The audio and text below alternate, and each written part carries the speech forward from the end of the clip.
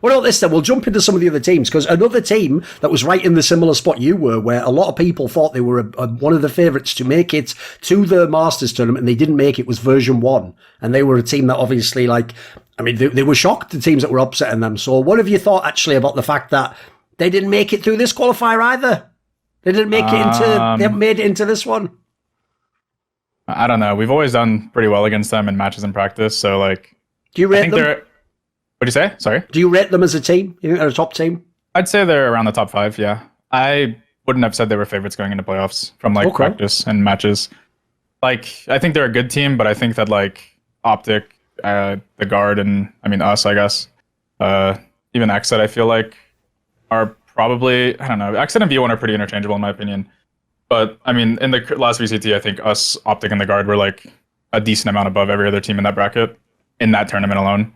So maybe it's not that way going forward, but I think, I guess they had a noob change too, so I guess they haven't had much time with the team, but it seems like they don't have like enough like initiative taken on their team or something, because like I feel like sometimes they just get stuck, which happens to everybody, but that's kind of what I see happen in like the lower level teams, that I think like they get like stuck in like ruts or something, and it's hard to get out of, which is one of the biggest battles, I think, like the mental battle. Sure. By the way, Gio, obviously I don't specifically want to know like the exact matches they had in this open qualifier or whatever. I would just ask this about the Version1 team. What do you think generally should be the trajectory for this team? And obviously he alluded to it there. They've got like Wardell technically, he's like standing in at the moment. So does it change matters? Should they be a team that like, should they be in contention to get the actual next tournament? What do you think? Yeah, I mean, it actually surprised me that they didn't make it through this first open qualifier. They kind of failed at the last hurdle in both brackets. Like in the upper bracket, they were in round 3, which is the one you have to win that to qualify. They lost that, and then they lost to Luminosity as well, which is kind of strange. I mean, Wardell is an interesting player, because I think when he was on TSM, and, you know, Vanity, I'd be curious if you agree with this, one of the biggest conversations that there was about him was that the play style he demanded from the team was they all kind of had to play around him. And he really kind of had to be the star of that show. I think he's a great player. But you don't agree? I mean, I think it's not an issue anymore because Chamber's an agent, but I think when Jet was when it's like the main agent, yeah, I would agree, because he wouldn't like people would always post his first kill stats, but it's like he's walking around with an op getting first kills. Like, yeah, he's getting the kills, but it's not like like Leaf, for example, or like Tens, like they're going to dash in and like create the space for their teammates to open up the round, and then they'll also probably get one, or usually they do get one, right?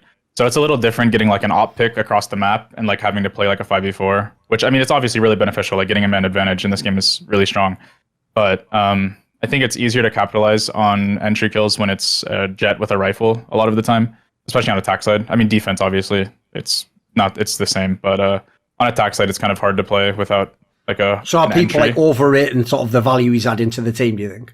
I think he's good. Yeah, I think he's overrated, but I mean, I think he's still a really good player. Okay. I think like the thing with Wardell is, so obviously I could be wrong, but I'm pretty sure that when he was playing on TSM last stage, he only played Chamber, right? That's another gripe that I feel like people have, which is reasonable. I feel like within like trying to force one agent into the meta that hard, regardless of how good you are on it. My question with V1 is like, you know, he's not playing with them anymore. That was just for this one run? It was just one. It's just he one. was for this. It was just the first right? qualifier. It was just the first right. qualifier. Okay. Yeah. Right. Okay. Whippy just got back like 4 days ago or something. I'm a big fan of Whippy, so yeah, like that was just my concern. I actually didn't know how long Wardell was going to be with V1 for, but was just like if that was too rigid for their kind of, you know, where they find their success. Yeah. I would say so. Yeah. I think Whippy is really good at using like utility and like randomly just getting multi kills, and he's also comfortable on all of the Sentinels and Viper included. So I think it makes him a really good player. And then when you're transitioning to a player where his like most comfortable agents are Jet and Chamber, and you have a player who plays those agents already, it's kind of obviously going to be rough. So one of them is going to take a hit performance wise. I've told the story on a past episode, Vanity, where basically, like, what I tried to do is whenever we talk about, like, someone who was someone in CSGO, I give, like, the backstory, who they were. And I tried to explain to fans that actually, like, it's quite interesting who Wardell is in Valorant, because if people don't know, he was, like, the ultimate, like, ego AWPer in CSGO. Like, he used to hard force the AWP 24/7. He used to glass cannon by it, right? Yeah. He was on your team. Like, all the time. I used to think that was a guy. This is why I'm interested in where he's ended up in Valorant, because, dude, it feels like the character just swaps over in games, because in CSGO, everyone could see he had skill, like, I mean, obviously fucking plays to it, but the problem is his playing style, it's super hardcore, it's like so one-dimensional, isn't it? Yeah, I would say his rifle's not as bad as people might think it is in either game, but I think it's like his reliance on the op, because he's honestly probably the fastest opper I've ever played. It's really good, yeah, I can see why he does it. He's really, but I think I do agree with it can be one-dimensional, but I mean, he gets a lot of kills, so it does work. It's just like, in CS, I think it was a little different because obviously he wasn't playing the only or the most viable entry agent, right? Like he could throw utility nades for his teammates and then win like the post plants, which is what he was really, really strong at. But I think in a game like Valorant, where maybe it's different now because Chamber obviously, but I think with Jett in the meta, it was kind of difficult to like have somebody that plays similar to that. If he's just standing in for this team, obviously there's all sorts of rumors of where he could go and might end up. If you are like a mixture of like where he like would be a good fit or where behind the scenes there's real possibility, where do you expect someone like him to end up, Vanity? What team should want him, do you think? I don't know. I think to get the most out of Wardell, you need like an established IGL, and I feel like there's not many of those in North America.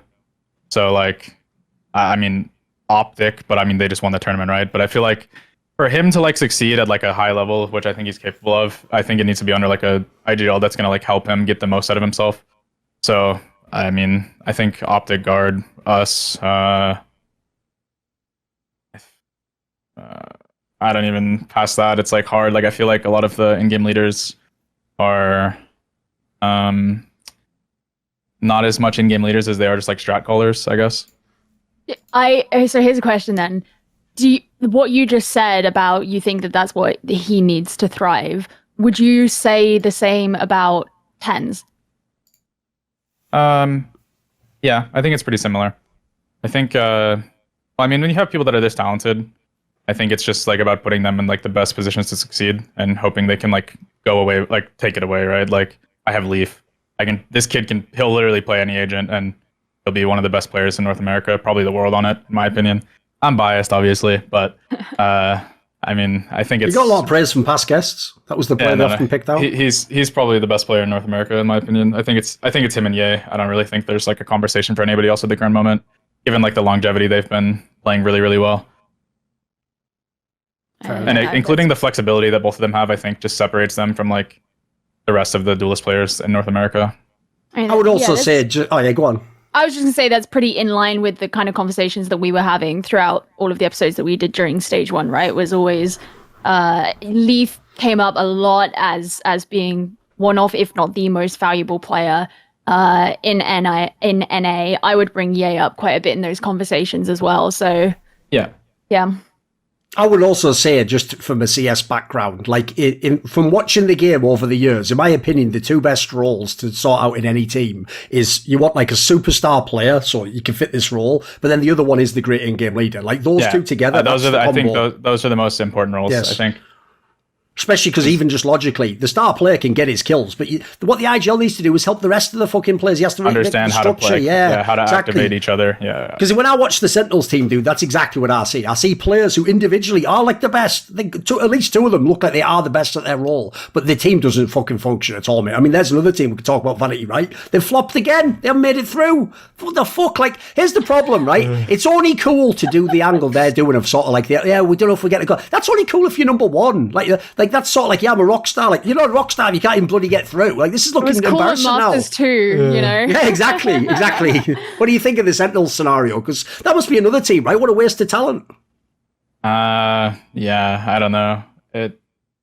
I don't like talking about this that much because they have big fan bases and I don't really want to get attacked again. Okay.